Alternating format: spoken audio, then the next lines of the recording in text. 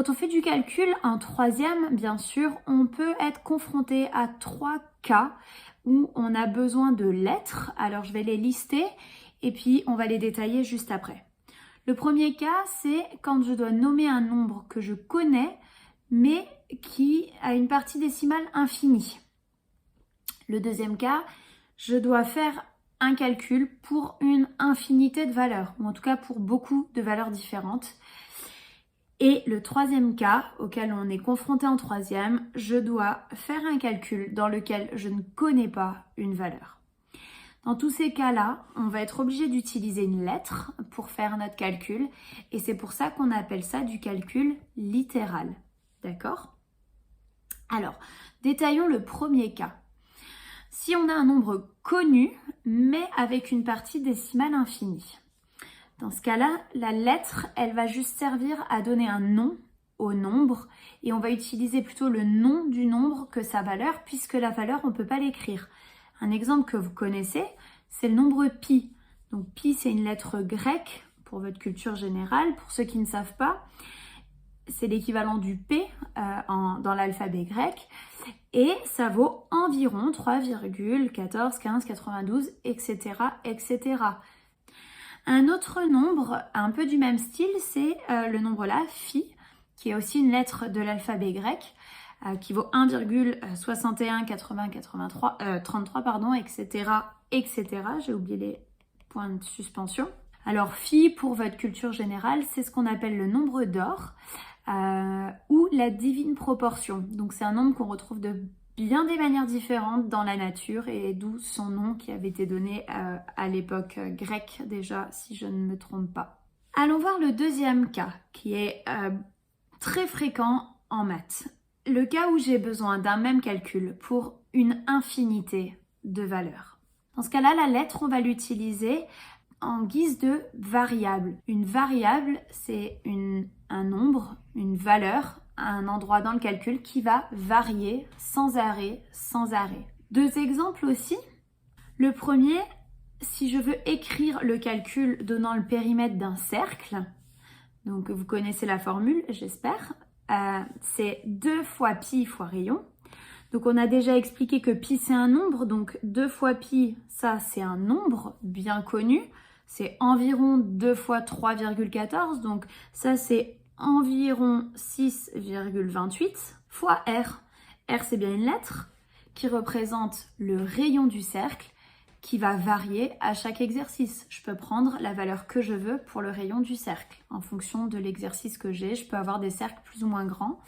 Donc j'ai bien une variable ici qui varie au gré des exercices. Un deuxième exemple, ça va être le calcul donnant le montant de la facture au restaurant. Vous voyez qu'ici j'ai un tableur, donc c'est une feuille de calcul géante sur laquelle j'ai mis un extrait de carte de restaurant. Donc j'ai été chercher des vrais prix, de vraies cartes, comme ça vous voyez des choses qui sont concrètes. Donc plusieurs plats qui sont proposés à la carte, le prix et un tableau qui me permet de calculer le total et le total de la facture, d'accord ? Donc si vous allez au restaurant, évidemment vous n'avez pas envie à la fin, avant de payer, que le serveur vous dise « Ok, 2 minutes, je vais chercher ma calculatrice et puis je vais tout taper à la calculatrice pour vous dire combien vous devez payer. » Ça va être très très très long. Donc pour ça, ils utilisent un programme sur un ordinateur. Et le programme ressemble à quelque chose comme ça. C'est d'autres logiciels souvent, mais le principe est le même.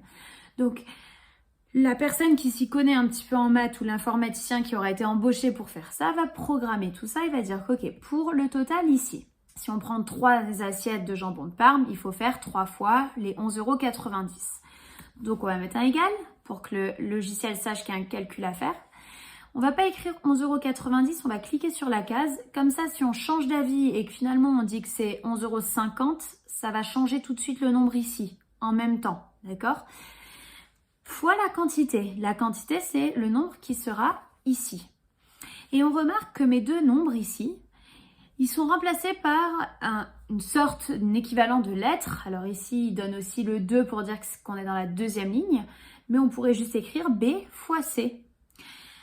Et donc, on a bien remplacé des nombres par des lettres. Pourquoi? Parce que le prix peut varier. Peut-être que le jambon, il va devoir l'acheter plus cher au producteur et donc forcément le plat au restaurant va être plus cher ou inversement moins cher.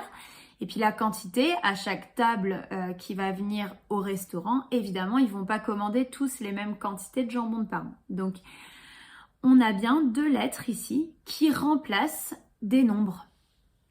Si j'étais sur une feuille et pas sur un ordinateur, j'aurais peut-être écrit 11,90 € fois X pour le prix. D'accord? Donc, on a bien des lettres ici. Je mets entrée. Il me dit que 0 €. Évidemment, il n'y a pas de quantité. Donc, s'il n'y a rien, c'est 0. Donc, on paye 0 €. Ce qui est génial avec le tableur, c'est que je vais venir ici sur mon petit carré en bas à droite. Je vais tirer ma formule vers le bas et l'ordinateur comprend qu'il faut faire pareil. La colonne B fois la colonne C dans la ligne 9, etc. Et il reste une dernière chose à faire. Égale somme pour calculer la somme de tous les montants intermédiaires pour avoir le montant total de la facture. Donc maintenant, si je mets des quantités, vous allez voir que tout se calcule absolument automatiquement. Donc imaginons qu'on ait 2 assiettes à une table, 3 assiettes de légumes, qu'on ait, je sais pas moi, 2 salades, qu'on ait 5 gratins de pâtes. On se rend compte qu'on a ici la facture qui se complète automatiquement, ce qui est très pratique. Donc un exemple de plus pour montrer que on peut remplacer des nombres qui changent sans arrêt par des lettres pour gagner du temps, surtout quand on passe par l'informatique.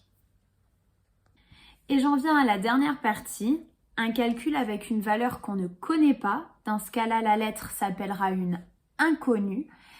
Et je donne un exemple, on en verra beaucoup dans l'année.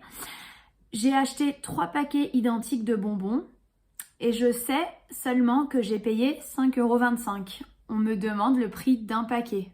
Je ne le connais pas, c'est donc une inconnue.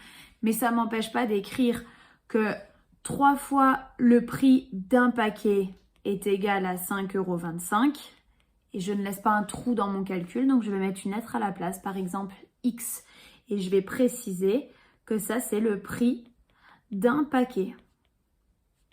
Donc là, j'ai bien un calcul avec une inconnue dedans. Donc voilà les 3 cas dans lesquels on va avoir des lettres dans des calculs, en tout cas pour le niveau 3e.